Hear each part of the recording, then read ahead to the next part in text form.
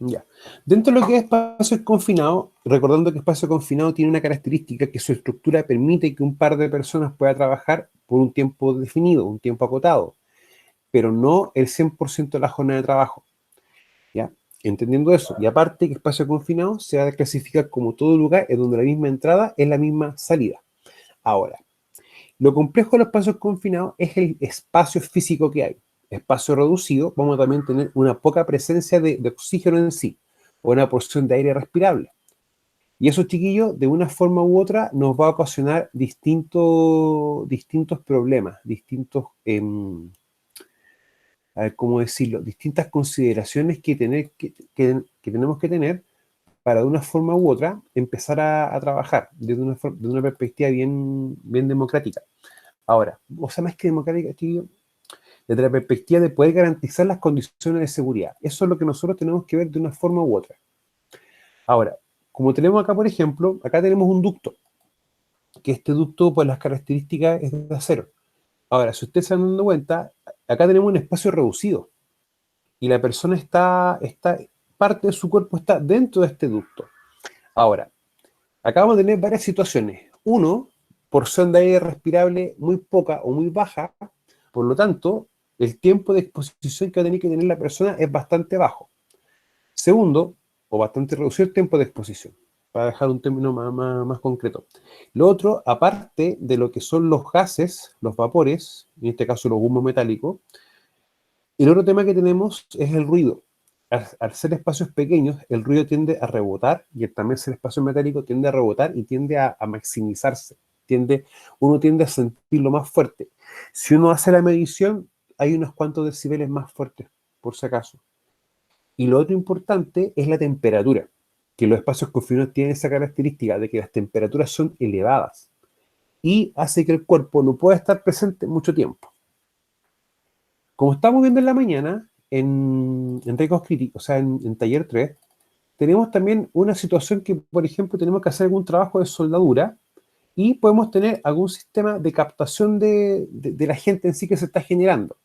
Ahora, esto es una parte bastante bueno, porque de una forma u otra permitimos que el aire no tenga una porción de agente contaminante que pueda ser respirado. Ahora, entendiendo que el tipo de trabajo nos va también a obligar a tener ciertas medidas de control a implementar.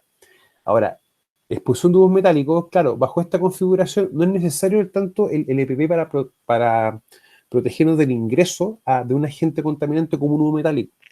Pero ¿por qué tenemos este motivo? Porque está extrayendo el agente contaminante, en este caso un humo.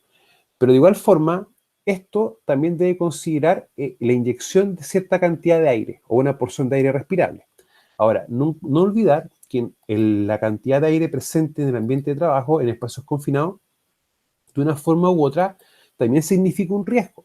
Y ese riesgo viene asociado, o mejor dicho, la exposición del trabajo que viene a ser el riesgo, pero el peligro, que es lo más correcto decir, es trabajar en atmósferas con sobre cantidad de oxígeno o sobreoxigenadas. Y recuerden que sobre cierta cantidad de oxígeno mayor a lo habitual, las combustiones, las reacciones químicas son más fáciles. Y lo otro que también va a ser mucho más sencillo de ocurrir es que la ropa ignífuga no pueda ser ignífuga porque se va a inactivar ante esa presencia. Lo otro complejo de los espacios confinados es que cuando ocurre un incendio, se agota muy rápido el aire y pasa prácticamente toda la fase gaseosa a ser humo. Por lo tanto, no hay no va a existir una porción de aire disponible para la persona. Y ahí puede producirse una consecuencia donde se le hace fatal. A la vez, el aire muy reducido, también cuando estamos ante la presencia de alguna sustancia tóxica, por ejemplo, o alguna sustancia asfixiante, lo va a desplazar fácilmente, va a sacar el oxígeno presente y en vez de tener aire respirable o una porción de aire respirable, no vamos a tener una porción de aire respirable. O sea, vamos a tener un aire básicamente que su gran cantidad va a ser con agente contaminante. Lo otro importante de eso, entender de que nosotros siempre tenemos que estar pendientes de tener que realizar las mediciones de gases, y en este caso para poder ver los LEL. Ahora, siempre se trabaja con el límite inferior, en el sentido de que la mínima cantidad que tengamos presente que pueda generar un incendio o una explosión. Y de hecho, los equipos, como el que les mostré la semana pasada, de fábrica viene con LEL. ¿Ya? Siempre toma de un parámetro, o sea, por ejemplo, de una escala de 1 a 10, toma siempre la menor concentración a la menor cantidad para esa evaluarla y darnos las orientaciones necesarias de si tenemos que no evacuar. Ahora, tenemos combustibles distintos, vamos a tener niveles de explosividad distintos. Eso hay que tenerlo bien claro. Y lo otro, que si tenemos combustibles líquidos, también vamos a tener niveles de explosividad asociados a dichos niveles. ¿Ya? O sea, eso también hay que tomarlo bien en cuenta. Ahora, lo que uno sí de una forma u otra debe evitar es colocar ciertos agentes o ciertas sustancias en espacios confinados. O sea, yo no veo la lógica de tener, por ejemplo, nosotros un envase o un bidón con combustible. Ya, eso no debiese ser así. Esto también se puede dar bajo este prisma, o lo que estamos, por ejemplo, viendo en la primera imagen. Por lo general, estos ductos muchas veces son ductos que transportan combustibles líquidos o gaseosos. Ahora, si van a ser combustibles gaseosos, lo más recomendable es poder cerrar todas las llaves de paso, colocar aberturas y poder retirar esta sección para poder trabajarla. O en el fondo hacer que el gas no llegue ahí, para que no entre en contacto con la fuente, con esta fuente de ignición o con esta llama y tengamos un riesgo de explosión. Pero ese es un punto. Ahora, si en este caso hubiese sido un ducto con combustible, ya esta labor hay que tomar distintas medidas de control, como uno, eh, desconectar todo, evitar que haya una circulación de combustible, producir una limpieza completa, ¿ya? Suprimir los gases, colocar aire para poder mantener fría la zona, ¿ya? Y siempre con la precaución de no sobreenriquecer la atmósfera con oxígeno, que eso es también lo más importante. En la práctica, chiquillo, si por ejemplo hubiese un incendio en esto, el incendio va a empezar a moverse en una especie como una secuencia así. Se va a esparcir rápidamente y después va a bajar hasta que no quede oxígeno. Recordemos que si no tenemos oxígeno presente, la combustión no se va a llevar a cabo. Pero ese es el problema de los espacios confinados, de que el fuego automáticamente va a absorber o va a comer gran parte del oxígeno libre respirable. Y eso va a generar atmósfera sin oxígeno. Ahora, se pueden fomentar atmósfera explosiva debido a la existencia de altas concentraciones de polvo finamente dividido. Y esto pasa mucho en los silos, ¿ya? Donde hay, bueno, en las zonas portuarias es muy normal y recurrente que uno vea silos grandes, que en el fondo son lugares cilíndricos con una cúpula. ¿Ya? Por lo general, en las zonas portuarias vamos a tener eso sí, pero asociado a los combustibles, ya que muchos barcos cargan combustible, después vienen camiones que transportan combustible y van sacando y después lo van distribuyendo en distintos lugares. Pero también puede pasar una situación en que hayan granos, por ejemplo, granos de maíz, trigo, o harina. Y eso, si estamos haciendo algún trabajo y está estas partículas muy finas y presentes en el ambiente, puede pasar una situación de poder desarrollar un incendio, ¿ya? Por lo tanto, siempre lo que uno debe privilegiar es el aseo y limpieza antes de poder trabajar en estos lugares o en estas zonas. En los otros chiquillos, por ejemplo, también en la industria de madera, donde se generan polvo con acerrín que también puede formar mezclas explosivas. ¿Ya? O sea, si tenemos alto acerrín, alto polvo y condiciones de poca ventilación y bastante calor, pueden darse también estas situaciones. Ahora, estos existen sí, pero no son tan recurrentes que ocurren, para poder también tomarlo bajo esa perspectiva. Bueno, los agentes biológicos de una forma u otra, van a estar inmersos, van a estar en este tipo de trabajos. Ahora, hay que pensar que muchos espacios confinados también corresponden a alcantarillas. Y las alcantarillas en algunos sectores, aparte de pasar las aguas servidas, también pasan en algunos lugares lo que corresponde a lo que es cableado. Entonces, vamos a tener un riesgo biológico asociado a las fecas, asociado a la generación y proliferación de ratones, de algunos vectores, y aparte también podemos tener un riesgo accesorio de lo que también esté en paralelo en esa zona, para siempre tomarlo en cuenta. Bueno, en espacios confinados donde se trata en riesgo de tipo biológico, se deberá establecer siempre criterio médico, un plan de vacunaciones que pueda prevenir la aparición de alguna enfermedad asociada al riesgo existente. ¿Ya? O sea, por eso que cuando uno trabaja en estos tipos de espacios, aparte de tener ciertas vacunas, también hay que tener un control muy complejo, o un control bien metódico a la hora de poder estar en contacto con algún elemento, específicamente elementos oxidados, o que tengan alguna característica de óxido en sí, para evitar lo que es el tétano. Ahora, cuando nosotros empezamos a ver los distintos requisitos para poder hacer gestión de este ámbito, de lo que es espacios confinados, debemos tener requisitos para las personas, para la organización y para equipos de instalaciones. Y en la práctica, chiquillos, van a ser prácticamente los mismos requisitos que vamos a trabajar, por ejemplo, con lo que estamos vivos ya con la aislación y bloqueo. Esto también debe considerarse, por ejemplo, cuando tenemos que hacer trabajo en altura o trabajos críticos. Yo siempre recomiendo que todo trabajo crítico o todo trabajo que implique riesgos críticos, debemos tomar las medidas de control a estos niveles, siempre, ¿ya? Razón motivo, porque vamos a tener que tener una provisión de equipos específicos para aquello, para la instalación en sí también, pero equipos también que van a tener que darse para las personas. Y acá lo que a veces es más complejo en cuanto a lo que es equipos son a los equipos de protección respiratoria. Eso es lo más complejo. Primero que todo, ahí existen. Bien, déjeme buscar una foto para mostrar un equipo que quizás ustedes no conocen.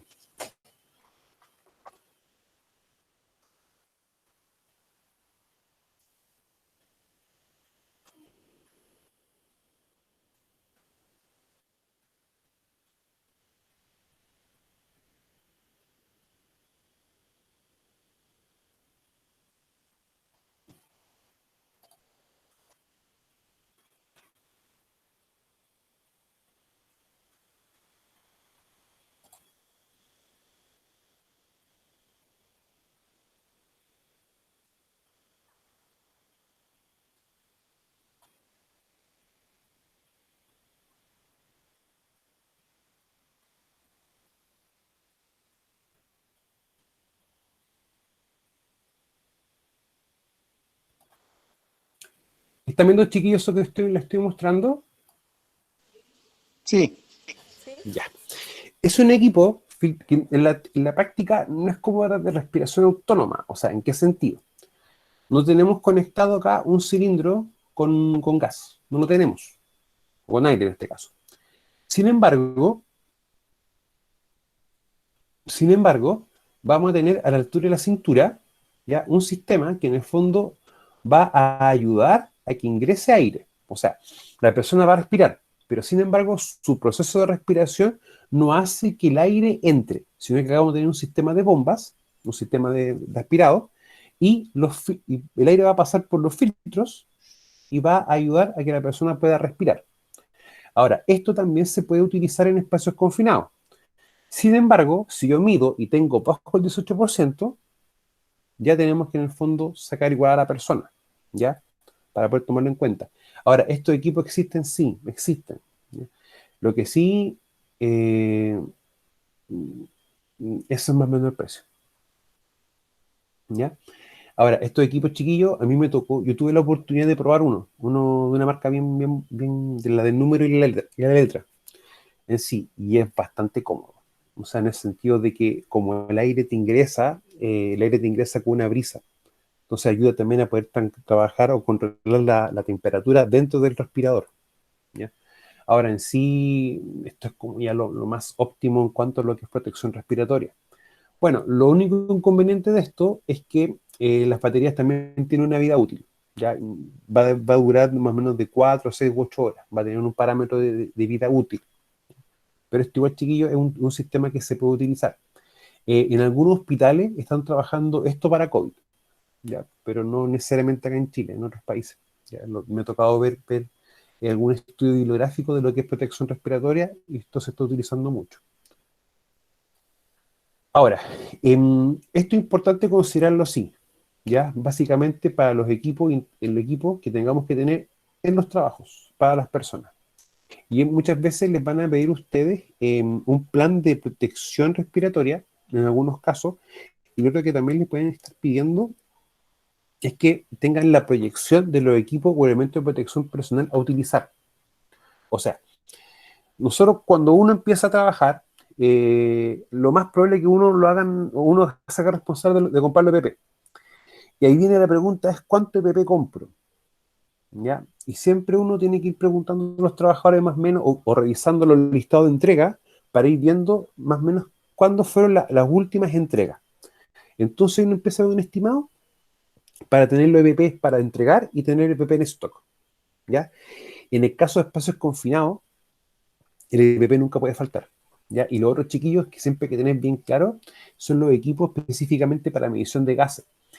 Y en espacios confinados tiene que siempre tener los equipos calibrados. Nunca puede estar trabajando con equipos que ya han salido que no están con la calibración respectiva. Porque, ¿qué pasa?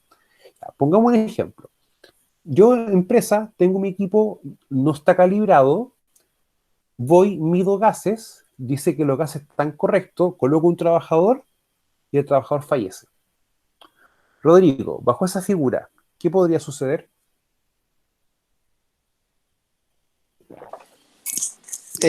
Bueno, va como de la matriz lo que conversamos siempre, ¿Mm? que el otro día hablamos un poco, ¿se acuerda del homicidio por omisión? ¿Sí? Claro, el homicidio por omisión tiene un verbo que uno le llama, pero es un concepto que se ocupa, que es la calidad de garante. ¿Ya? Entonces, en la calidad de garante dice relación con que, en este caso, la persona, por ejemplo, el que ordena, la empresa, todo, están en la posición de proteger la vida, ¿me entiendes? La integridad del trabajador. Y si no lo hacen, podría entrar, obviamente, ahí se configura el dolo, todo, y se podría configurar esa figura penal. Ya. En ese caso, porque como dice usted, es como que prácticamente no se le está otorgando lo que señala la ley. Y en ese aspecto es bien fome porque la ley no te dice, oye, tú haz esto. No, simplemente da directrices. Y a modo muy general. Claro, porque esa es una de las características de la ley, que es general, ¿Mm? porque no puede señalar obviamente todos los casos que se pueden dar. No. Pero lo que han hecho muchos países, van apuntando a trabajar temáticas. Ya. ¿Cómo sería eso de trabajar temática? Por ejemplo, en el Ujú. caso español, tú tienes las NTP, las notas técnicas preventivas.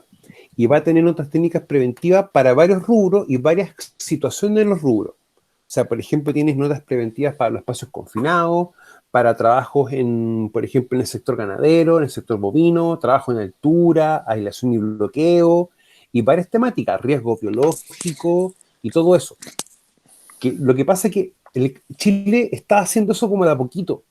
Por Ya. ejemplo, para aislación y bloqueo hay una guía técnica del IST. Hay una guía técnica para evaluación de riesgo, pero hay guías técnicas, pero como muy, muy específicas, muy puntuales. Y eso es lo que una vez echa de menos, porque cuando te dicen que debes tomar todas las medidas de control, pero eso es muy amplio. Entonces, hay situaciones que la misma ley te ayuda a entender, pero hay situaciones que uno también pediría que la misma legislación generara. Ahora, esas guías son guías técnicas, ni siquiera están como bajo un número o bajo un cuerpo legal en sí, sino que lo que dicen o versan que esta guía da como respuesta a esto, da como respuesta a esto, y si tú aplicas esto, das cumplimiento a estos artículos de estos cuerpos legales. Es como cuando uno ve Prexor y Planesi, ahí te aparecen las referencias legales, o lo que en el fondo aplica o más que aplique, como lo que cumple, cuando tú lo generas a lo que tú das cumplimiento a la ley. Eso es lo que hace referencia. Claro, y en base a lo que recién usted comentaba, en este caso las responsabilidades penales, el derecho penal es el que menos se actualiza y uno de los más antiguos, de los más anacrónicos, desde el 1820, por ejemplo, los primeros atisbos en Chile al menos. Entonces, en el último tiempo no hay grandes modificaciones, uno recuerda el tema de la ley tolerancia cero, los femicidios, pero ¿Mm? no hay grandes figuras que se hayan insertado porque el código sigue siendo el mismo, No, pues, sí, pues, claro. sí, pues. Y en materia laboral menos, ¿me entiendes? No, y en materia laboral han habido cambios puntuales. Y de hecho, la Claro, última actualización fuerte del 594 habrá sido un par de años atrás, unos 5 o 6 años más o menos. claro. Entonces, hay temas con eso, ¿ya? O sea, uno en ese aspecto tiene que tenerlo bien claro de que las leyes no se actualizan a la misma velocidad que uno esperaría que se actualicen. Y en todo ámbito. No sé si con la parte tributaria es lo mismo. Ahí parece que hay como más agilidad. Ahora, para personas chiquillos, Claro, porque los intereses son diferentes. Mm, Claro. Y ahí más encima que están las circulares de impuestos internos que van supliendo mes tras mes algún problema. sí. Y sabes que eso es interesante, el tema de las circulares. Las circulares también van supliendo ciertas carencias que tiene la ley. En la parte laboral, por ejemplo, hay algunas cosas puntuales. Y en la parte de seguridad, las circulares fueron lo que dieron la tónica para como ordenar y estructurar el concepto de accidente de trabajo. Claro, y las circulares también van tratando de solventar ese, en lo que hablamos nosotros, la carencia de legislación, porque lo otro, claro, es más de fondo, de discusión, y si se esperara que salga una ley del Congreso con todo lo que tiene que pasar y lo que hemos visto en el último tiempo, ¿Mm? pasarían un montón de situaciones sin que estuvieran reguladas, ¿me entiendes? Entonces las circulares sirven mucho. Sí, y aparte de la circular, yo un día conversaba eso con un abogado, con un profesor que sea clase de derecho. Claro, porque en ese aspecto hay que separar el ejercicio versus la docencia. Y él me comentaba de que gracias a las circulares se pueden actualizar las leyes, porque si no, o aclarar, porque si no, habría un tema de demora en el tiempo que no aguantaría. Y es un tema chiquillo, para que no lo entendamos. O sea, no es como que uno quiera o quiera como no hacer algo, pero uno también tiene que hacer y ceñirse a lo que la ley te coloca como marco, ¿ya? Por eso que, de una forma u otra, cuando trabajamos bajo un sistema de gestión, uno, por ejemplo, ve el tema de los requisitos legales, ¿ya? Porque en el fondo tú tienes que hacer actividades para poder cumplir con la ley. Ahora, requisitos para las personas, vamos a tener competencia del personal, responsabilidad del supervisor y estado de salud compatible. Hay cositas que ya hemos visto, pero importante igual como repasarlas. Bueno, en cuanto a competencias personal, el personal que trabaja en espacios confinados debe contar con un entrenamiento teórico práctico que contenga lo menos. O sea, debe ser capacitado, ¿ya? Y la capacitación debe ser de parte teórica, pero también debe incluir una parte práctica. Y nunca olvidar, chiquillos, de que toda capacitación que nosotros tengamos tiene que ser registrada y tiene que ser evaluada. Porque aquí te van a preguntar, oye, pero ¿qué hiciste tú como empresa o cómo tú asesoraste al empleado para que hiciera esto? Mire, acá tengo mi programa de capacitación y acá están los registros de todas las actividades de capacitación que hemos hecho por la empresa. Ahora, la capacitación, chiquillos, sí o sí hay que tratar de que sea 100% el personal, que en el fondo el personal que esté trabajando en sus tareas específicas tenga la capacitación pertinente. Eso no se transa eso. De hecho, en muchas empresas mineras, para que tú puedas trabajar, tienes que tener el 100% de las capacitaciones que el mandante requiere. Y eso es un tema. Chicos, no se olviden que vamos a trabajar en taller 3 también. Vamos a dejar una clase un poquito más adelante para trabajar lo que es ley de subcontratación, perdón, ya para poder también ver ese tema, porque hay varias cosas que yo quiero que le entiendan para que podamos ver como, por ejemplo, los radios de acción. O sea, hasta dónde llega uno como contratista, hasta dónde llega la mandante, por qué la mandante hace esto, qué es lo que uno tiene que tener y tiene que cumplir. Porque eso, chiquillos, es bien importante que lo intentamos, porque es muy normal que uno cuando parte trabajando, eh, ¿cómo se llama? Parta con empresas contratistas. Ya que eso es bien importante tomarlo en cuenta. Bueno, ¿qué hacer en caso de emergencia? El procedimiento de trabajo en específico para espacios confinados, medición de gases, protocolo de comunicación, herramientas específicas, sistema de aireación, sistema de iluminación, aislación y bloqueo de energía, segregación de área y permiso de trabajo. O sea, en el fondo, acá la persona tiene que estar capacitada en todos los elementos que le ayuden a poder gestionar los riesgos durante el trabajo. Y esos chiquillos tenemos que tenerlo súper claro. Ahora, los protocolos de emergencia y los protocolos de comunicación no se transan en sí, tiene que estar sí o sí. Ahora, el protocolo de trabajo, todo aspecto es bien, de comunicación, es bien sencillo. O sea, siempre que tengamos una persona adentro, tiene que haber una o varias personas afuera. Eso es lo primordial. ¿Para qué? Para poder sentir o escuchar el llamado de auxilio, llamado de ayuda, y poder ver y monitorear cómo está la situación adentro. ¿Ya? Eso, chiquillo, es súper importante, porque tiene que estar bien normado y bien estructurado. O sea, nunca olvidemos que en prevención nosotros tenemos una máxima, o no sé si tanto como máxima, pero en la práctica es que todo debe estar escrito y todo debe estar documentado. O sea, uno trabajador puede decir, no, pues que a mí nunca me dijeron. Oye, perfecto. Pero efectivamente, si el trabajo nunca se le explicó, nunca se le mencionó, nunca quedó registrado en una charla, una capacitación, o el procedimiento de trabajo no lo decía, puede tener lógica, puede tener razón. Y eso hay que tenerlo bien claro, chiquillos. Por eso siempre hay que ser bien ordenado y metódico.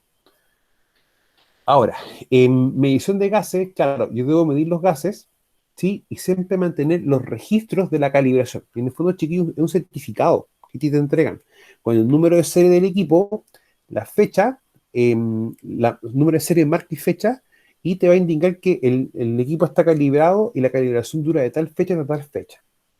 Y eso siempre mantenerlo en carpetita ordenado. Porque si, por ejemplo, a ti te van a fiscalizar, y te van a decir, oiga, ¿usted está midiendo atmósfera? Sí, estoy midiendo atmósfera. ¿Tiene el equipo? Sí. Y ok, por favor necesito certificado de calibración del equipo. Si tú no lo tienes, es como que no estuvieses haciendo medición.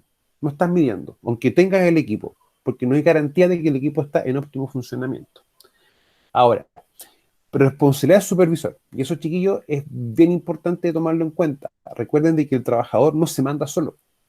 Aunque él haga el trabajo, él siempre va a recibir órdenes de un superior. Y eso hay que tenerlo súper claro. Ahora, supervisores a cargo de trabajo en espacios confinados son responsables de planificar el trabajo considerando todas las variables su análisis de riesgo. O sea, acá el análisis de riesgo no lo hace el trabajador solo, lo hace el trabajador en conjunto con el supervisor y cuando ya está todo listo, el supervisor lo aprueba y el experto en prevención va al terreno y revisa si esto está hecho y si está correctamente hecho, uno, y dos, que si las medidas de control que definen ahí están operándose o se están trabajando. ¿Ya?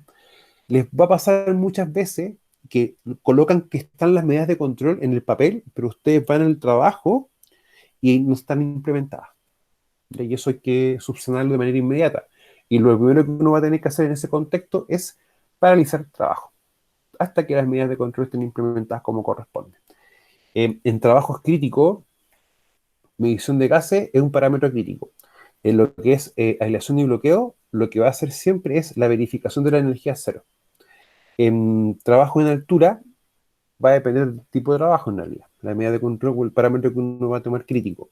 Lo que sí, por ejemplo, lo que es manipulación de cargas o lo que es, por ejemplo, maniobras de izaje, ahí el parámetro crítico va a ser medición de viento o las lecturas de un anemómetro. O sea, eso hay que tenerlo bien claro, que cada trabajo crítico va a tener un parámetro que el que a nosotros nos va,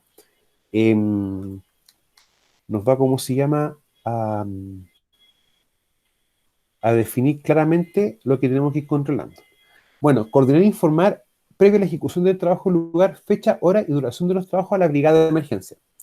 Ya, recuerden que la brigada de emergencia en sí es como lo que hace, es la forma en cómo yo empresa organizo la respuesta a una emergencia. Ahora, como está puesto, esto está explicado esto así, em, es como muy habitual que se trabaje en minería, ¿ya? Y las faenas mineras, las grandes faenas mineras, tienen muchas características que la hacen, por ejemplo, considerar tener elementos para respuesta dentro de sus instalaciones. El parámetro principal es la lejanía, o sea, que llegue un equipo de respuesta, por ejemplo, a 100 kilómetros, es muy complejo. Por lo tanto, tiene su brigada de emergencia ahí, ¿ya? Ahora, si vamos a empezar a hacer prevención como corresponde, no solamente debo yo informar cuando tengo trabajos en espacios confinados a brigada, sino también cuando tengo y donde tengo trabajo en caliente y trabajos que implican aislación y bloqueo y trabajo en altura. O también nosotros podemos ordenar y categorizar todos los trabajos en los cuales la consecuencia puede ser un accidente fatal o grave. ¿Ya? Ahora, eso es una cosa para dar como información, pero nosotros también tenemos que tener una información bien concreta. Lo que yo hacía, eh, teníamos definidos los puntos de trabajo. Y por cada punto de trabajo teníamos puesto los trabajadores que estaban. Motivo, razón, porque nosotros sabemos que si teníamos un accidente en el punto A, en el punto B o en el punto D, ¿cuáles eran los trabajadores que iban a estar involucrados en esos trabajos? Porque pueden estar afectados por un accidente. ¿Ya? Y eso también ayuda, ¿por qué razón, motivo? Porque uno también debe tener, por ejemplo, un listado con todos los trabajadores, con números de emergencia, por ejemplo, y también con los grupos sanguíneos. ¿Ya? Pues si ocurre una emergencia, poder facilitar de mejor forma el aviso a la familia, pero también dar cierta información con respecto a la salud del trabajador, para que la respuesta sea lo más óptima posible. Bueno, elaborar y dar a conocer y evaluar los conocimientos de sus trabajadores respecto a los procedimientos específicos de trabajo. O sea, en este caso, el supervisor debe capacitar a sus trabajadores con respecto al procedimiento y producir y hacer la evaluación respectiva. Ya, y estos chiquillos hay que entender algo. Les va a pasar mucho que les van a decir, no, pues capacita tú en el procedimiento de trabajo porque es tu pega. Puede pasar eso. Ya. Y ahí vamos a tener que ponerle como los puntos, o un punto sobre las guías. Razón, motivo. ¿Yo puedo capacitar sobre un procedimiento de trabajo? Sí, pero solamente el aspecto de seguridad. Pero la parte operativa en sí, de cómo se tiene que realizar el trabajo y todos sus pasos, esa capacitación debe ser realizada por el supervisor, no por el experto en prevención. O sea, por eso que siempre las capacitaciones que uno realice, uno debe dividirlas en dos instancias, una instancia que sea la parte operativa y una instancia que sea la parte de seguridad y las medidas de control. Rodrigo. Profesor, pero eso cuesta delimitarlo en la práctica, Sí, ¿cómo se traspasa ese tema? cuesta y cuesta bastante. Cuesta Ya. bastante y lleva peleas. Perdón lo Ya. franco, pero es que prefiero ser sincero con ustedes, ¿ya? O sea, va a depender de cómo sea la cultura de la organización, la cultura de la empresa. Eso es lo que tienen que tener bien claro. O sea, es como, no sé, pues no es generalizar. Hay empresas que entienden esto y pucha, y trabajáis bien, ningún inconveniente. Pero hay empresas que no que les cuesta entender esto. Ahora, siempre hay que como explicar estas cosas y colocar los límites. O sea, yo siempre he dicho, uno cuando parte, tiene que partir colocando las reglas, ¿ya? Y hay supervisores que tienen estas malas costumbres o estas malas mañas, ¿ya? Pero uno tiene que explicarle, mira, ¿sabes qué? Estas son tus responsabilidades. Y no queda de otra. Ahora, yo como siempre le he dicho, ¿cómo uno puede subsanar eso con la charla de responsabilidad civil y penal? Automáticamente.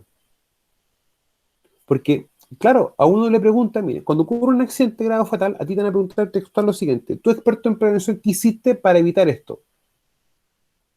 Acá está mi programa de capacitación, el programa de charla, acá está la entrega de los programas a los supervisores, la inspección de observaciones, acá están los registros, entrega de documentación, etcétera. Pero luego, eso es lo que tú hiciste tú como trabajo. Pero la pregunta ahora viene un poco más específica. ¿Usted, supervisor, qué hizo para evitar que pasara esto?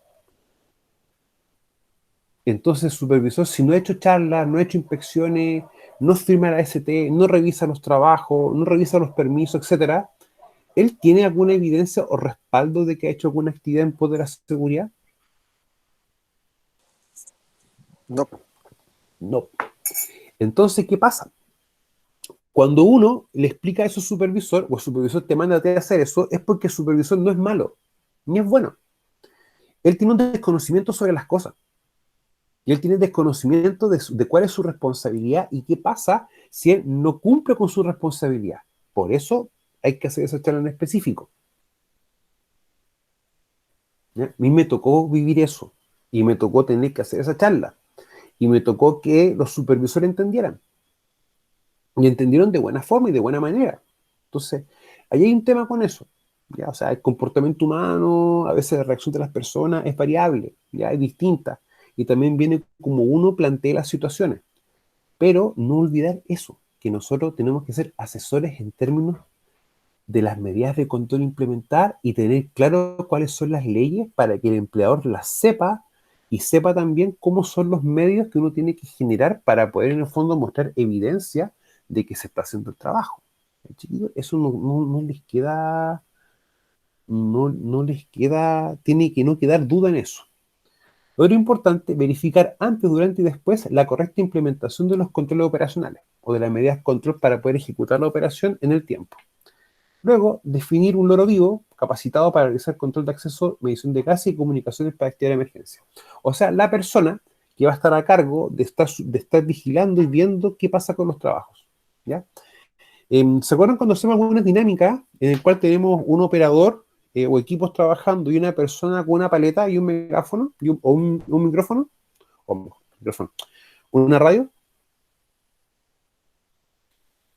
Ya, es lo mismo, es exactamente lo mismo, pero con la diferencia de que ese loro vivo va a ser el nexo entre los trabajos y el exterior. ¿Ya? Y él va a ser, también va a tener que estar encargado de la administración en el fondo de permitir los ingresos o informar situaciones. ¿Ya?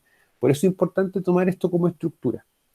Los loros vivos en sí también, chiquillos, los van a ver mucho en los que son los trabajos que impliquen, por ejemplo, movimiento de tierra. ¿Ya? Que implique descarga, carga, entre otras cosas.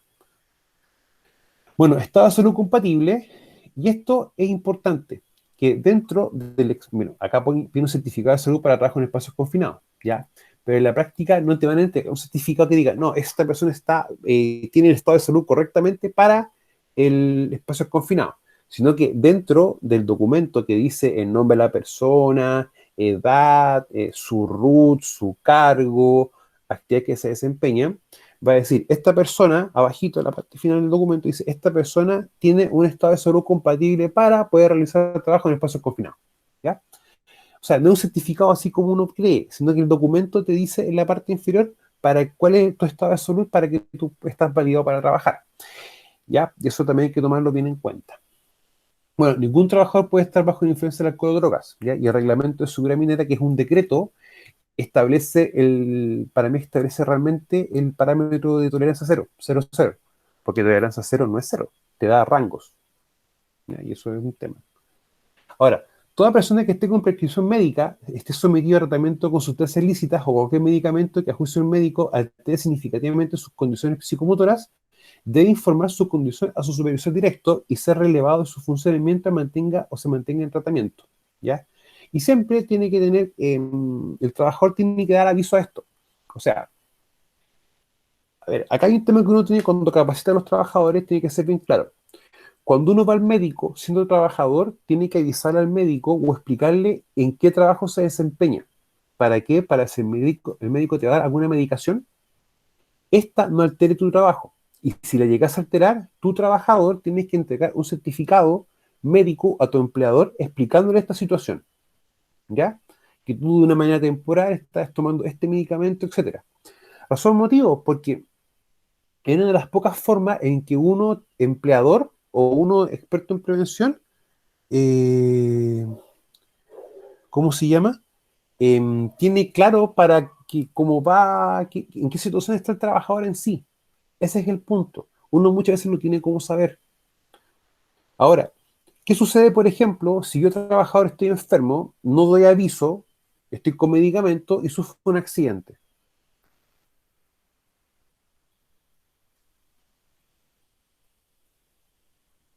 ¿Habría una negligencia inexcusable? Exactamente. ¿Ya? Lo que hacen muchas empresas, chiquillos, tienen el libro de asistencia y al ladito colocan un libro de estado de salud, en el cual el trabajador, a puño y letra, nombre, fecha, le pregunta, ¿usted está en condiciones de trabajar óptimas, sí o no? Y si es no, coloque cuál es su situación de salud y qué medicamento está consumiendo. Y eso, cuando ya termina, o sea, cuando ya han firmado eso, lo que tiene que hacer el supervisor es tomar este listado y verificar si hay alguna persona que tenga algún tema de salud o preguntar directamente a recursos humanos si le ha llegado a un certificado que diga que el trabajador está con cierta patología, está consumiendo cierto medicamento. ¿Ya? O sea, uno tiene que definir esas cosas claramente, chiquillos, porque lamentablemente uno no tiene como la capacidad de poder tener más información. Sin embargo, esto tiene que serle no, mencionado al trabajador en sí, ya que en el fondo son como los estados o la condición de salud que él de una forma u otra debe mantener. Ahora, requisitos para instalación de equipo. Tenemos segregación y control de acceso, medición de atmósfera peligrosa, el personal de utilizar EPP y herramientas específicas, ya, por ejemplo, con la imagen que yo le mostré recién. Esto es un elemento o un equipo de protección personal específico, ¿ya? O un EPP específico, para poder tomarlo en cuenta.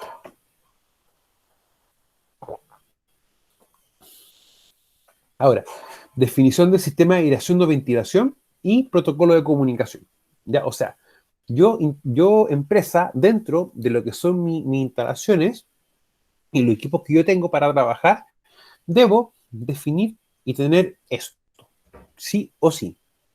Ahora, de una forma u otra, esto también te va a obligar a tener cierta estructura, o procedimientos, cosas así. Lo que es protocolo de comunicación, esto siempre va a estar normado, ¿ya? Cuando uno trabaja en faena, por lo general van a haber frecuencias radiales, hay frecuencias en específico que van a estar para emergencia, ¿ya? O sea, hay canales que uno deja libre para emergencia. Ahora, cuando uno se preocupa en faena, cuando establecen silencio radial, o sea que no se puede utilizar ninguna frecuencia de radio, nada, ¿ya? Eso, chiquillo, no es bueno, porque la emergencia que está ocurriendo es bastante compleja. Y ahí, por lo general, se paralizan trabajos completos y todas las empresas, de una forma u otra, prestan ayuda, ¿ya? Ojalá, chiquillos, nunca les pase. Ojalá nunca les toque vivirlo, porque de verdad no es para nada, nada grato. Y la preocupación es espantosa. Bueno, toda segregación se debe instalar letreros de advertencia respecto a los trabajos, incluyendo la señalización de advertencia del tipo de atmósferas peligrosas. O sea, por ejemplo, no sé, uno coloca un letrero que diga precaución, posible riesgo de atmósfera por presencia de gas inflamable, deficiencia de oxígeno, entre esos elementos. Ahora, no está permitido utilizar cinta plástica de peligro. Ya, razón, motivo, porque una cinta de advertencia, esas plásticas, tú vienes, la puedes cortar, la puedes sacar fácilmente. Los conos, las cintas de peligro, se consideran medidas blandas, porque son señales de advertencia, no son barreras duras. Ahora, por ejemplo, lo que hacen muchas empresas, colocan barreras con candados, pero barreras metálicas, cosa que no puedes tú acceder fácilmente a ellas. Y eso es lo que corresponde en realidad. Bueno, la segregación es parte integral de los trabajos, los cuales se debe considerar su instalación y retiro. Ahora, ¿para qué segregar? Porque en la práctica, nosotros cuando estamos haciendo algún trabajo en espacios confinados, debemos poder segregar el acceso a esta, o sea, de que no haya ninguna persona que obstaculice el paso o que pueda ingresar y generar ciertas acciones, ya que puedan no, o que imposibilite el acceso y libre evacuación, ¿ya? Por eso es importante el tema del loro vivo, o de la persona o del guía que pueda ser de nexo entre los trabajos y el mundo exterior, ¿ya? Específicamente en esos parámetros. Bueno, los elementos de segregación permitidos, ¿cuáles van a ser? Los New Jersey, los conos con cadenas continuas, vallas de seguridad o papales y petiles mineros. Y los petiles en el fondo son esos como mini muritos que andan en los caminos, ¿ya? Pero cuando estamos hablando de segregación, en el fondo, o estamos hablando de bloqueos, entre comillas, eso también se consideran bloqueos, ¿ya? Específicamente, ¿para qué? Para cuando tengamos un vehículo que se esté moviendo y pierda el control, no salga expelido hacia abajo, sino que sea contenido por esa barrera, por ese elemento. Bueno, la medición de atmósfera peligrosa, eso en espacios confinados es antes, durante el trabajo. O sea, tú no puedes entrar si no has verificado gases y tiene que estar con el equipo el 100% del tiempo adentro verificando esta situación. ¿Para qué? Para poder evacuar lo más pronto posible. No olvidemos, chiquillos, hay gases que son muy complejos y que en cantidades muy pequeñas producen efectos inmediatos. Y eso no tiene que tener una doble lectura. Ahora, en la etapa de planificación de los trabajos en espacios confinados se debe identificar los gases presentes en el lugar. ¿Para qué también? Para yo, con anterioridad, poder comprar el equipo adecuado. O sea, como ya he explicado a usted la semana pasada, hay equipos que no son monogas para un solo gas, pero que miden varios parámetros de gases. Entonces, ¿qué pasa? Yo no puedo, por ejemplo, utilizar un equipo que mida amoníaco si tengo, por ejemplo, anhídrido sulfuroso. Me pueden decir, pero profe, ambos son gases asfixiantes que desplazan el oxígeno. Ok, tienen esa característica en común, pero químicamente hablando son distintos. Y el sensor que voy a utilizar para eso, para poder detectar ese gas y ver la concentración en el ambiente de ese gas, también es distinto. O sea, no estemos juntando peras con manzanas, son cosas completamente distintas. Entonces, eso es lo que uno siempre explica, que antes de ponernos a ver los trabajos que tengamos que hacer, tenemos que ver bien qué equipos necesitamos y qué equipos tenemos. Ahora, las empresas más grandes, por lo general, no tienen un medidor de gases, tienen dos o tres, y tienen uno en stand-by, o los van rotando de manera tal que permitan siempre tener un 100% de disponibilidad de equipo, para poder considerarlo. Bueno, antes de ingresar a un espacio confinado se empieza a realizar la medición de atmósfera peligrosa y esta medición debe contar con una frecuencia definida en la etapa de planificación. O sea, que yo cuando estoy planificando los trabajos, que en el fondo es un control operacional, que yo planifico todas mis tareas, todas mis actividades, y veo las medidas de control antes, durante y después de los trabajos. ¿Ya? O sea, cómo yo empresa ordeno la implementación de todos los controles para las operaciones que yo estoy realizando. Eso, chicos, no tiene doble lectura. O sea, em, si nosotros queremos hacer prevención como corresponde, no solamente tenemos que tener la documentación definida, sino que tenemos que trabajar los controles en las distintas etapas. Y siempre el primer control es antes de los trabajos. ¿Ya? Y eso, chiquillos, yo quiero que lo trabajemos como concepto ya en taller 3, específicamente cuando estoy viendo las medidas administrativas también. Bueno, durante el desarrollo del trabajo, en espacios confinados debe haber al menos una persona con equipo de medición continua, o sea, una persona que esté midiendo continuamente gases, ¿ya? Y la frecuencia de medición debe estar establecida en cada procedimiento específico de trabajo en espacios confinados. Ya, hay gases que son muy complejos, como el anhídrido y el amoníaco, ya que eso uno no establece frecuencia, uno dice textual, hay que medir el 100% del tiempo. Ya no hay que, ¿cómo se llama? ¿Cuál es el destino en ese aspecto? Bueno, definir equipo de protección personal y herramientas para las distintas condiciones particulares que esté presente en el área a intervenir, como protección frente a los riesgos específicos. ¿Ya? Y lo que les mostraba recién es un ejemplo de aquellos. Ahora, tenemos equipos de protección respiratoria, ya que son dependientes del medio, independientes del medio, y los equipos autónomos. ¿Ya? O sea, los equipos autónomos, ya estamos hablando de lucas y de características muy, muy específicas, muy diferentes. Ahora, cuando uno compra un equipo de respiración autónoma, ya, primero que todo el tema de la capacitación. Eso no tiene discusión. ¿Ya? Y lo otro es que estos equipos tienen características bien puntuales. Entonces, no es lo mismo utilizar un equipo de protección autónoma sin arnés que con arnés. ¿Ya? Y incluso los arneses para este tipo de elementos, cuando la persona va bajando, va haciendo un descenso controlado. ¿Por qué razón motivo? Porque un tambaleo puede hacer que el cilindro o el tubo con oxígeno pegue una estructura y puede ocasionar un daño mayor. ¿Ya? Recuerden que el oxígeno es un gas que también puede ser explosivo cuando está comprimido en un cilindro. Ahora, si no es factible tener una atmósfera respirable mediante ventilación natural o forzada con medios mecánicos al interior de un espacio confinado, se deberá utilizar elementos de protección respiratoria, en este caso EPR, sin perjuicio de los que se deben contemplar para los riesgos generales que estén presentes. Para ello se debe considerar lo siguiente: los elementos dependientes, no dependientes del ambiente y los equipos autónomos. ¿Ya? Ahora, se caracteriza por filtrar, remover contaminantes de aire antes de ser respirado y pueden ser remover de partículas, remover de gas y vapor a una combinación de ambos. Y estos chiquillos son los que nosotros, o yo siempre le he mostrado, el famoso respirador con los filtros intercambiables, ¿ya? Para poder tomar en cuenta. En, en espacios confinados, chiquillos, hay un tipo de filtro que yo no tengo y no lo he buscado en realidad. A ver, déjame buscar un filtro, chiquillos, para explicarle eso.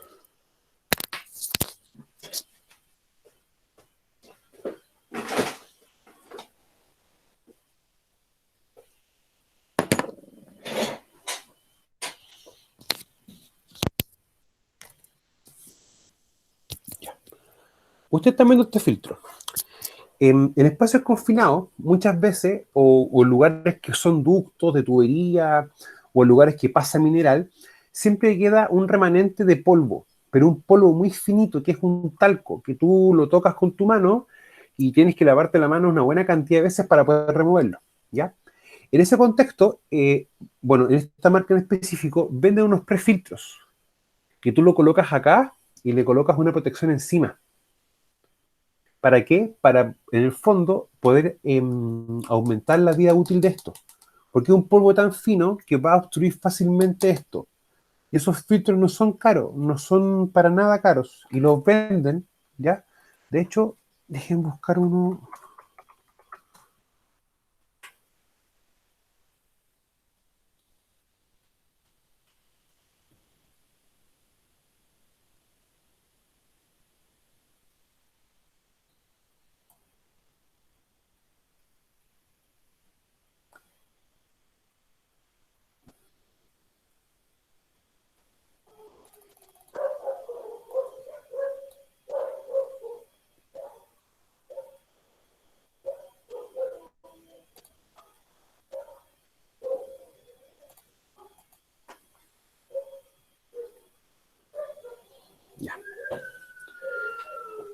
Miren chicos, les puede tocar un caso de un tipo de filtro, ya que si se dan cuenta, este es un tipo de filtro que no tiene esta característica como este. Recuerden que la parte superior de este filtro es para lo que es polvos y gases. O sea, perdón, puros polvos, ¿ya? Y en ese aspecto tiene un prefiltro y un retenedor. ¿Para qué se coloca este retenedor? ¿Ya? También viene uno para esto, ¿ya? Lo único malo es que te va a costar un poco más respirar, ¿ya? Porque de verdad es bastante más, dificulta más la respiración, ¿ya? Pero esos prefiltros chiquillos son bastante eficientes, ¿ya? Y por lo menos pueden hacer que la vida útil de esto dure un poco más, ¿ya? Porque en la práctica, como estos también son para puros gases, si yo estoy respirando un polvo, no va a funcionar, no va a filtrar eso, va a entrar directamente. Por eso que también se le coloca el retenedor, ¿ya? Y en este caso ahí hay que tener como esos cuidados a veces. Lo otro importante, los que son independientes del medio ambiente, estos elementos presentan un mayor grado de protección del usuario, por el contrario, sus inconvenientes se centran en su peso y volumen y requieren práctica en su manejo inicial de un mantenimiento riguroso. Y esto, chiquillos, es lo que yo a ustedes les estaba mostrando un poco antes, ya que era este famoso kit. O sea, em, miren, es bastante más fácil de usar, ya, pero lo que sí tienes que tener cuidado con la manguera, ya, y esos tipos de espacios, porque si tú no te das cuenta de algún elemento, esto lo puedes soltar automáticamente y vamos a tener inconvenientes con aquello. El equipo autónomo consiste básicamente en una botella de aire comprimido que se acopla al manómetro reductor de la mascarilla y los equipos autónomos pueden almacenar o pueden ser de presión normal o positiva, siendo estos últimos más seguros y los mayoritariamente utilizados en la actualidad. Claro, pero yo le insisto, el tema es el costo económico, que es bastante alto, ¿ya? Y eso, bueno, dependiendo de las marcas y lo demás, pero eso es muy normal y recurrente, chiquillos, que ustedes lo vean en equipos de respuesta a emergencia, específicamente bomberos, ya cuando tienen que entrar a lugares con alta presencia de humo, o tienen que entrar a espacios confinados, ¿ya? Y también, o la presencia de gases o sustancias tóxicas. Bueno, el sistema de aireación y ventilación, ya siempre recordar, chiquillos, que aireación en este caso va a ser la inyección de aire, y lo que es la ventilación va a ser la extracción también de aire. O sea, una cosa es hacer que circule aire en un lugar, y otra cosa es inyectar aire específico y sacar aire específico, ¿ya? Que eso también es lo que tenemos que tener bien, bien concreto, que era muy similar al caso que estamos viendo nosotros, por ejemplo, en la mañana, que vamos a tener un sistema de ventilación en sí, más que aireación, inyectar aire completamente en toda la zona. Ahora, se debe iniciar la actividad midiendo la atmósfera y establecer si es apta para el desarrollo de actividades. De igual forma, se debe medir la atmósfera durante los trabajos. O sea, eso no se discute. Medición de gases durante y después. Ahora, en caso de no ser apta, se debe incorporar sistema de aireación forzada, equipo autónomo u otro que garantice las condiciones de trabajo. Ya, nunca olvidar, chiquillos, que nosotros siempre debemos privilegiar de que la atmósfera no esté bajo 18% de oxígeno para poder utilizar el equipo de protección respiratoria. Uno. Dos, que al medir los gases estén bajo los límites permisibles. ¿Por qué razón motivo? Si está sobre los límites permisibles, el respirador tampoco va a garantizar que puedan funcionar de manera adecuada. Y lo otro, eh, considerar bien, son los excesos de oxígeno. Eso es lo que tenemos que tener bien, bien, bien importante poder ver. Ahora, los equipos, claro, te va a siempre marcar 20,3, 20,6, que es como el rango óptimo, pero ese equipo también se dispara cuando hay un enriquecimiento de oxígeno. Eso también tienen que tenerlo bien, bien claro. Ahora, cuando el cuerpo empieza a presentar problemas severos con los porcentajes de oxígeno es cuando estamos bajo el 15%. Cuando hay bajo el 15% de presencia de oxígeno, ya hay variación en el cuerpo y la persona pierde conciencia, entre otros elementos. Ahora, como regla inicial, siempre se deberá favorecer el máximo posible la ventilación natural del recinto. No obstante, muchas veces la ventilación natural es insuficiente y por lo tanto será necesario recurrir a una ventilación forzada. Esto, chiquillos, lo que es la ventilación natural, está muy, o va muy de la mano con las condiciones climáticas que tengamos nosotros, ¿ya? O sea, con las condiciones de clima que podamos tener, lo que es la ventilación, entre otros elementos, para poder considerar. O sea, buena ventilación a hora del día va a favorecer que las ventilaciones de origen natural en faenas subterráneas, por ejemplo, sea más favorable, ¿ya? Y eso también uno tiene que utilizarlo ¿para qué? Para poder planificar los trabajos. Dentro de las medidas de control, no solamente viene el capacitar al personal, los procedimientos, las capacitaciones en cuanto a rescate, procedimiento de rescate y comunicación. Eso tiene que estar sí o sí, pero la planificación de los trabajos en función de las condiciones climáticas también es una medida de control, ¿ya? Por eso cuando las empresas hacen prevención, hasta ese nivel de detalle lo hacen, porque entienden que la prevención de riesgo no es como un agregado, es parte del plato principal. Y eso es lo que cuesta a veces que las empresas visualicen, ¿ya? Pero chiquillo, para su tranquilidad, em,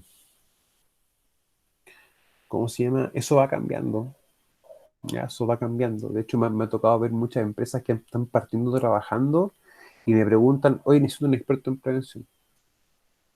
Y me dicen, y necesito que no tenga mucha experiencia.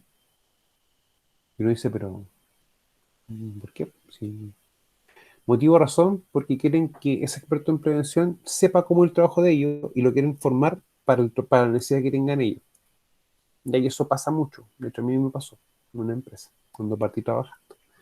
Bueno, ventilación por dilución, en este caso se utiliza cuando las fuentes descontaminantes no son puntuales. O sea, cuando vemos este caso en específico, esto es un caso puntual.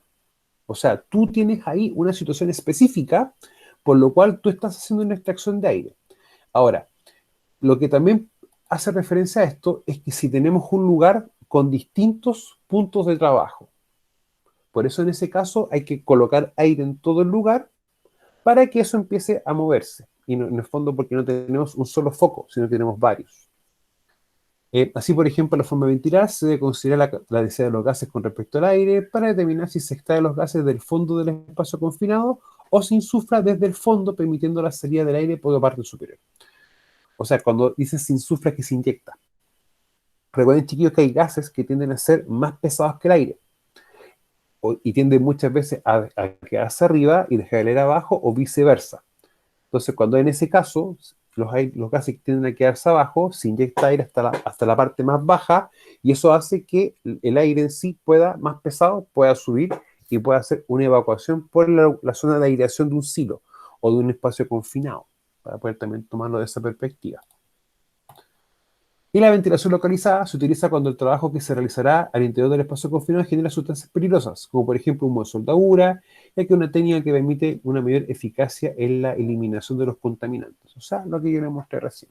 También que puede también categorizarse como una ventilación localizada, entendiendo ventilación como la extracción también de aire con cantidad de agente contaminante. Bueno, independiente del tipo de ventilación a utilizar, hay aspectos fundamentales que no pueden ser ignorados, los cuales se detallan a continuación. La ventilación debe abarcar todos los puntos del espacio confinado. El aire introducido en el interior durante la ventilación debe ser de calidad respirable.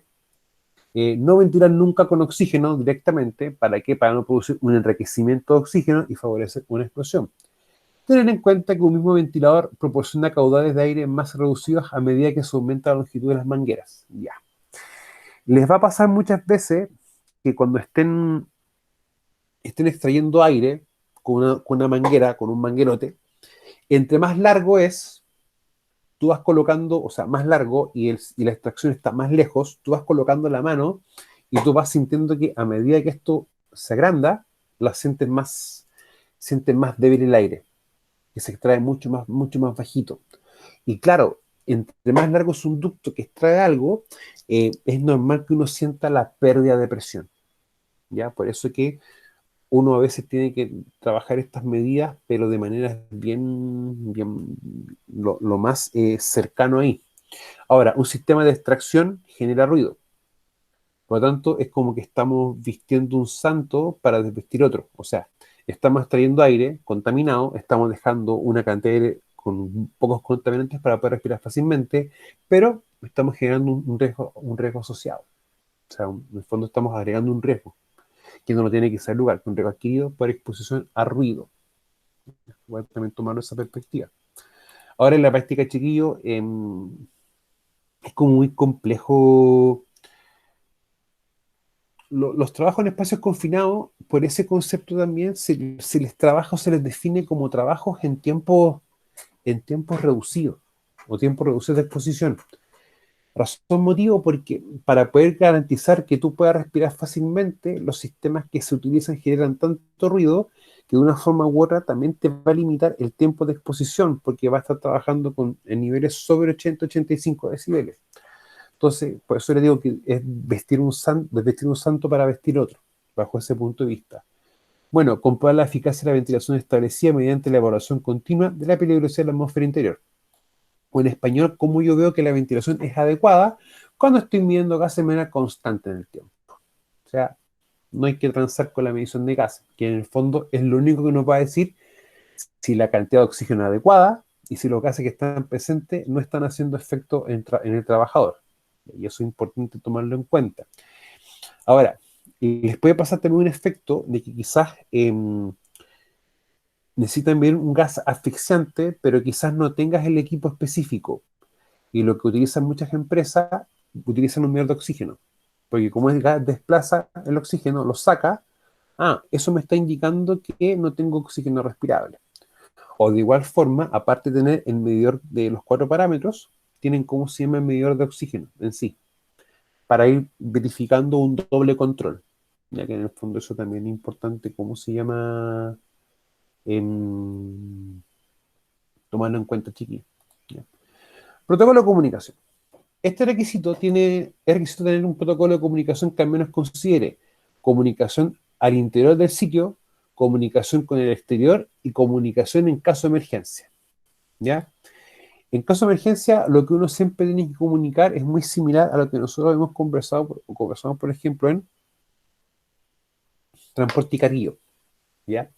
Explicar que la persona sufrió un accidente en tal situación, en tal condición, realizando el tipo de trabajo, está expuesto a esta gente, la persona tiene esta edad, ya, esos elementos puntuales. ¿Para qué? Para poder preparar la emergencia de mejor forma. En el fondo, que cuando lleguen a la emergencia lleguen con todos los implementos necesarios, no estar adivinando cuál es la situación.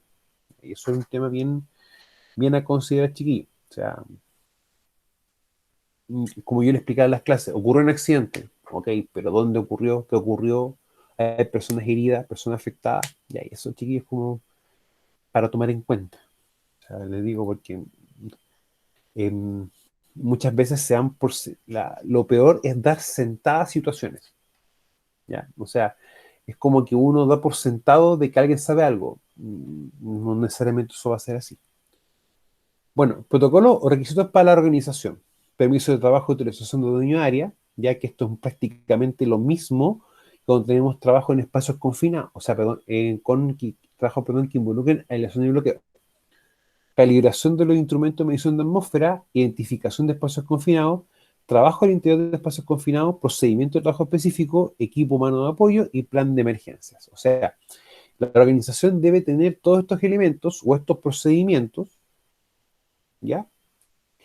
O ciertas actividades que tiene que hacer, ¿ya? Pero para que lo que son personas puedan hacer las labores respectivas. O sea, si se están dando cuenta, no es lo mismo los requisitos que tenemos que tener en espacios confinados, por ejemplo, que un requisito si tenemos que hacer, por ejemplo, una zanja o una excavación al aire libre. O sea, la respuesta a esto es que los riesgos en este tipo de trabajo son más complejos, son mucho más específicos, con consecuencias mayores que un riesgo de otra actividad en otro contexto. ¿Ya? O sea, si lo llevamos al GEMA, acá tenemos una condición muy compleja que la da o la muestra el ambiente de trabajo.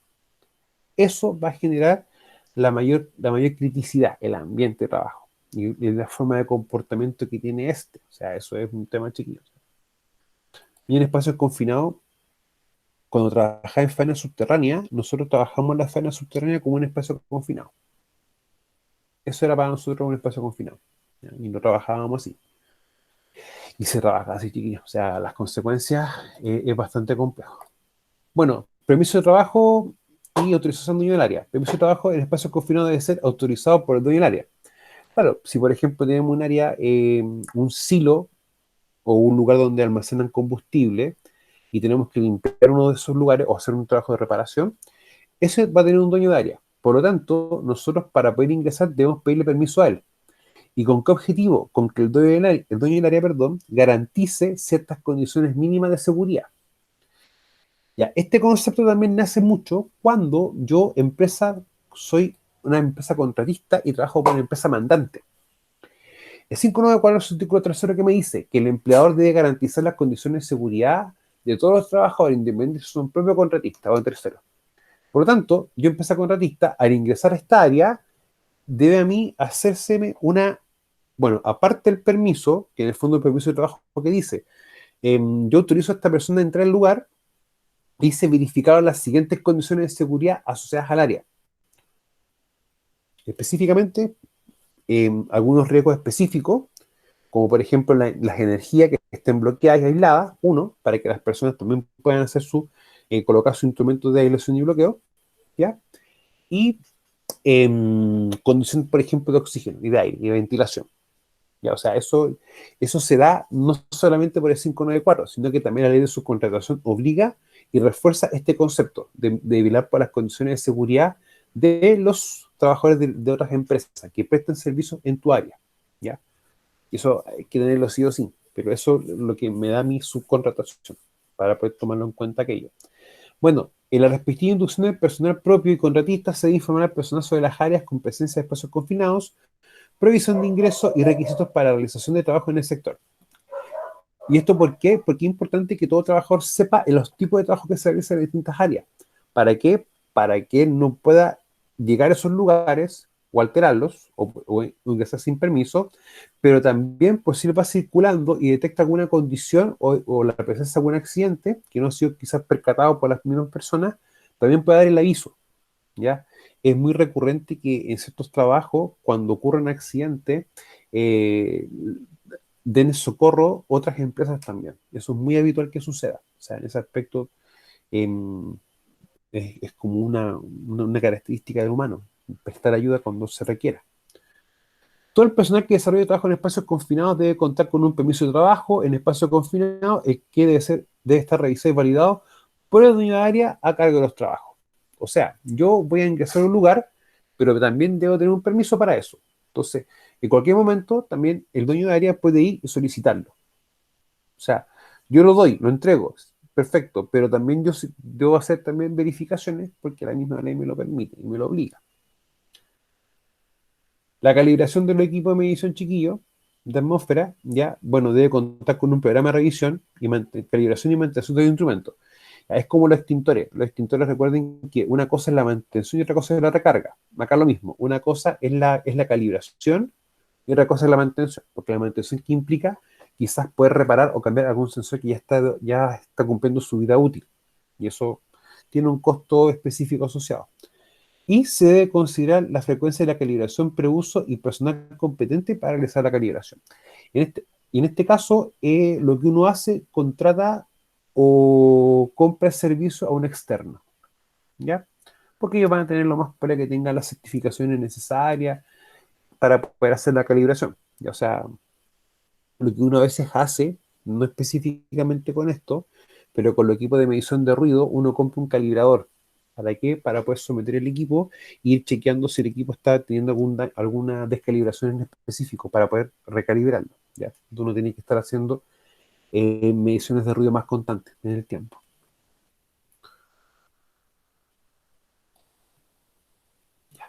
Identificación de los pasos confinados, contar con un listado, un catastro de los pasos confinados, identificar y señalizarlo, ¿ya? Y se debe actualizar el listado de espacios confinados de manera anual, ¿ya?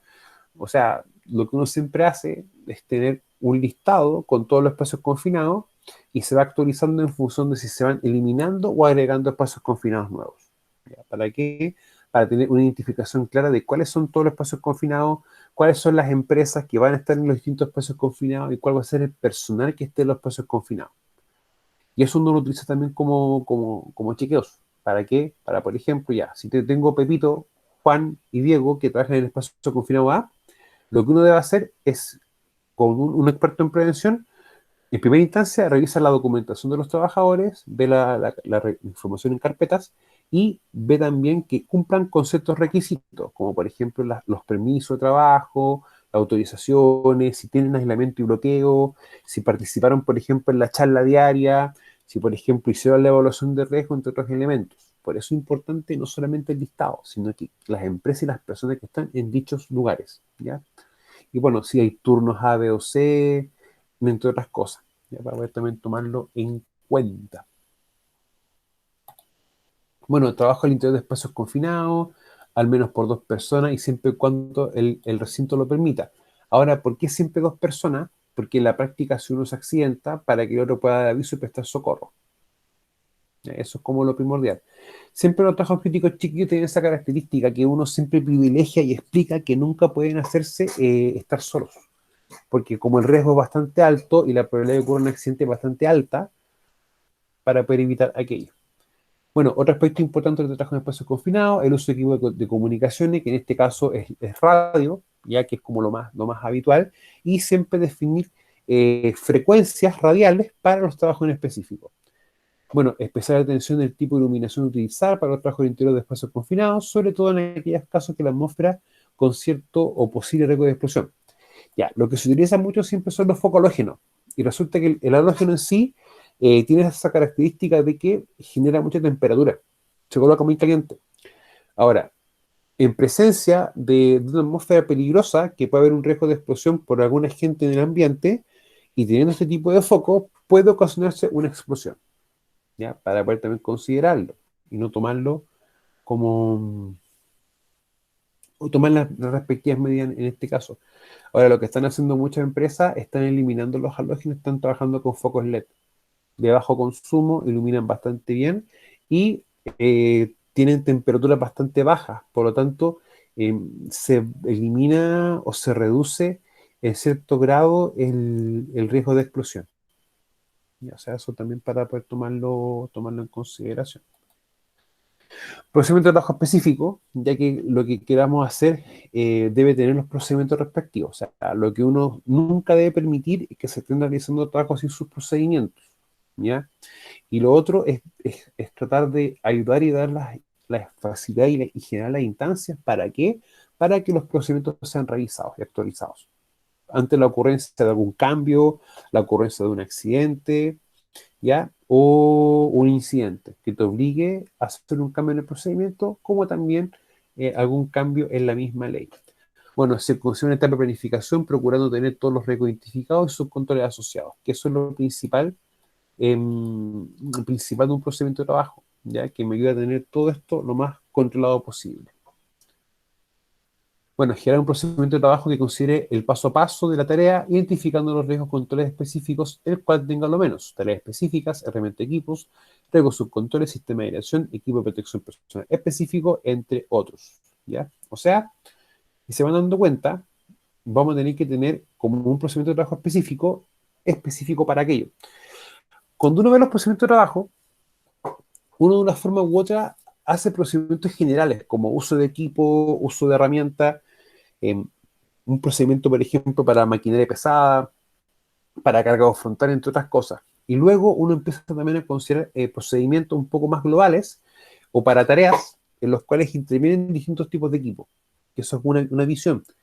Pero también lo que uno vaya a hacer adentro de un espacio confinado debe tener un procedimiento específico para aquello. O sea, eso es como la lógica que tiende como a funcionar a veces. Bueno, equipo humano de apoyo, ¿ya? Mientras permanezca personal interior del recinto, es necesaria la presencia de un equipo de apoyo en el exterior, conformado por lo menos 2 personas con la capacitación necesaria para este cometido, ¿ya? Debe mantener siempre comunicación constante. Y lo que uno hace es cada cierto rato preguntar cómo están, si necesitan algo, ¿ya? Ahora, hay que entender que también los trabajos en espacios confinados tienen tiempos bastante reducidos, bastante acotados, ¿ya? Por lo tanto, lo ideal no es tener personal todo el día ahí.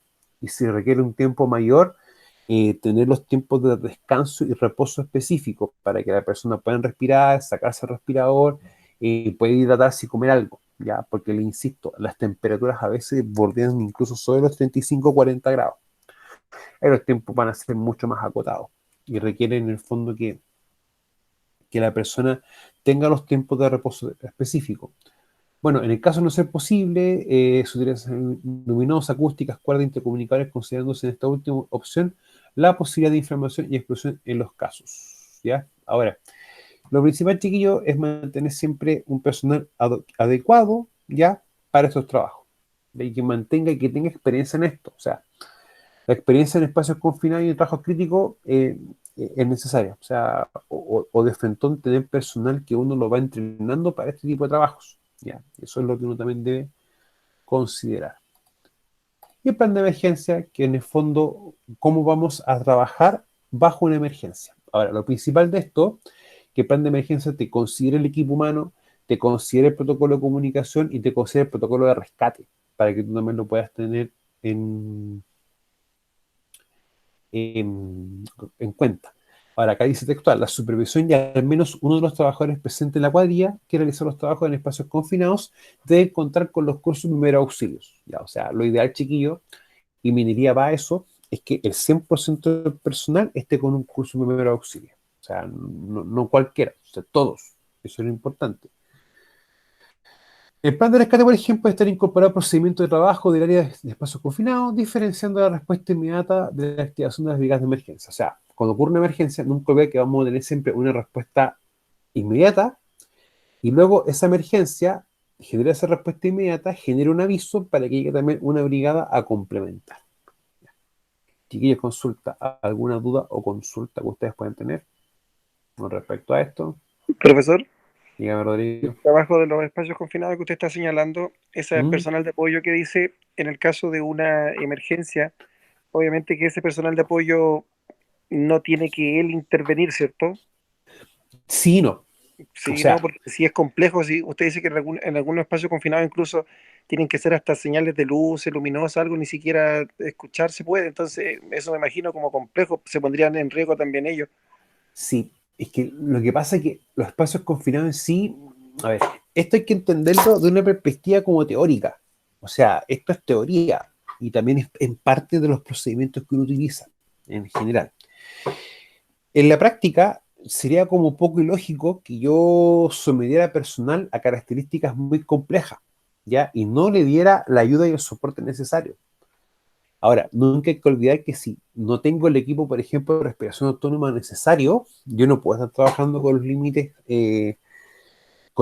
¿cómo se llama?, de exposición sobre lo que me establece la normativa. Ahora, cuando uno tiene personal de apoyo, de una forma u otra, es el personal que uno capacita en rescate, porque en el fondo es la respuesta más próxima. Ahora, ¿ocurren accidentes en espacios confinados? Ocurren accidentes como en todos los lugares, pero con la diferencia que un accidente en espacios confinados tiene características bien específicas y que requiere respuesta bastante pronta.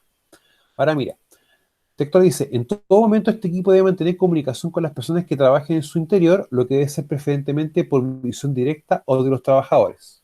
¿Ya? Ahora, de no ser posible, se utilizarán señales luminosas, acústicas, cuerdas o intercomunicadores. ¿Ya? En faena subterránea se categorizan como espacios confinados.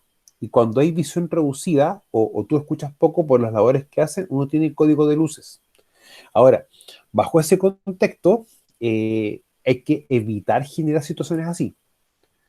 Evitar. No es imposible que se genere. No sé, lo digo si eso explicó un poco más tu pregunta. Sí, profe, sí, me queda claro. ¿Sí? Ya. Chiquillos, ¿algo más? ¿No? ¿Nada?